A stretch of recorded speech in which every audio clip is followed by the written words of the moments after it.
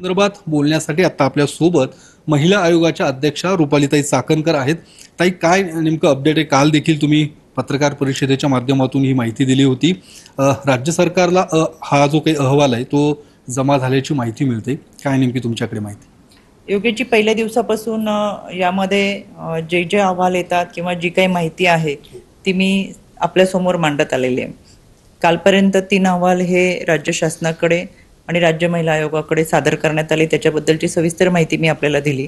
आणि जो चौथा अहवाल होता ससून रुग्णालयाचा, यामध्ये पोलिसांनी जी काही माहिती आणि अहवाल मागितला, त्यांना जी माहिती हवी होती त्या संदर्भातला हा अहवाल ससून रुग्णालयाचा आहे।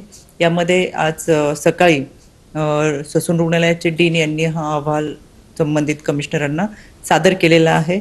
आज सकाळपासून मी पुणे जिल्ह्याच्या जनसुनावणीमध्ये असल्यामुळे मला फारशी चर्चा करता आली नाही किंवा माहिती घेता आली नाही, पण माझ्याकडे त्या अहवालाच्या संदर्भात जी काही माहिती येईल ती मी तुमच्या समोर जरूर मांडेल। राज्य सरकारकडे देखील जो काही अहवाल आहे ससूनचा तो सादर झालेला आहे। मला असं वाटतं की सगळे अहवाल एकत्रित त्या मुख्यमंत्री कार्यालयात जाणारच होते, त्याच्यामुळे हा अहवाल मुख्यमंत्री कार्यालयात सादर झालेला असेल आणि या सगळ्या चारही अहवाल एकत्रित करून यावरती निश्चितपणाने कारवाई केली जाईल। ताई, तुमची पुणे पोलीस आयुक्तांशी देखील या संदर्भात चर्चा झालेली आहे।